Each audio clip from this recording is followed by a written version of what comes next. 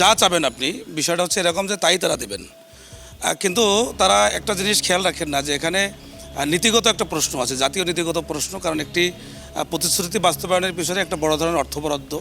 যদি প্রতিশ্রুতি তাদেরকে দিতেই হয়, তাহলে তারা নির্বাচিত হওয়ার পরে তাদের উচিত হচ্ছে যে তাদের যারা সরকার গঠন করবেন তাদেরকে এটাকে প্রভাবিত করা বলি বা কনভিন্স করা বলি, সেটার মধ্য দিয়ে সেই প্রতিশ্রুতি বাস্তবায়ন করা। তাই যদি না হয়, অতীতে আমরা যেটা দেখি যে 90% অধিক প্রতিশ্রুতি বাস্তবায়ন না হওয়ার ঘটনা বাংলাদেশে আছে।